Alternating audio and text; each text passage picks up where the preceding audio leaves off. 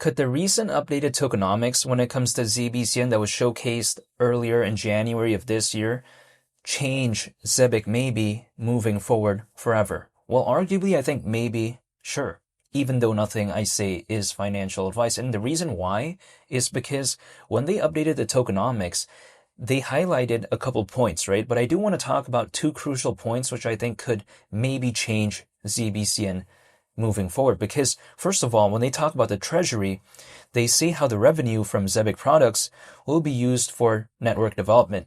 So I think that's really cool.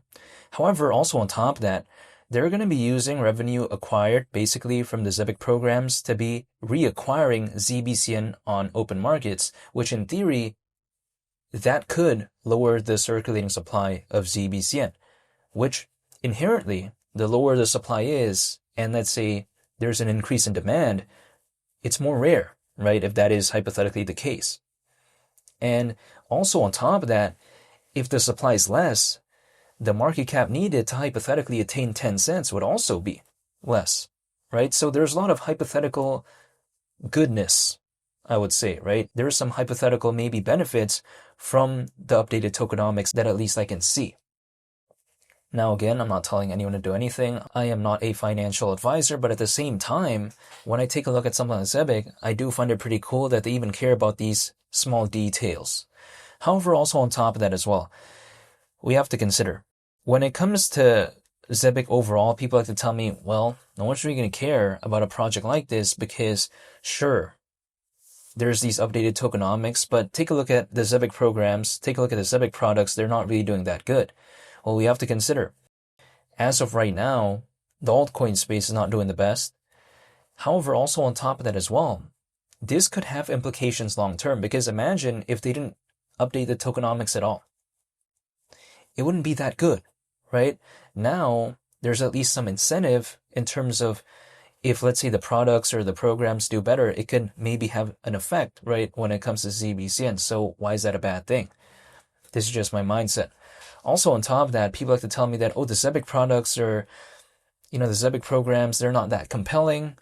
But in my opinion, sure, it may not have such a mainstream appeal. We have to consider Zebec is a niche project anyways. Sure, it's focused on global trade and finance, but this market is dominated by Ripple and Stellar, right? Zebec is more so of just like a secondary accessory, right, when it comes to this space. But it doesn't mean it doesn't have a position, because of course we did see the partnership that it had when it comes to Algorand. We also take a look at what it did with World Liberty not too long ago. Not to mention, we take a look at as well, Zebec has backers like Circle, which is the creator of USDC, and as well as Solana Ventures.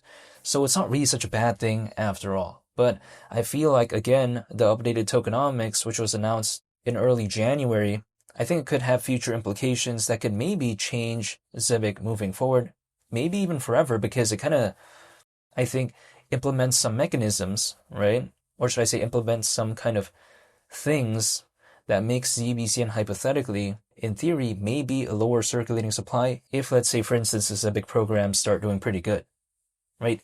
Right? But this is at least a possibility. So I do like seeing that. However, with ZBCN being around 48 times lower than 10 cents, you know what? Because I'm looking to dollar cost average, I'm not going to be complaining about that, because for me, the lower something is, the happier I'd be for dollar cost averaging, even though I'm not telling anyone to do anything. But as of right now, I'm staying patient and just waiting, and that's all I'm going to do. But I'm not telling anyone to do anything.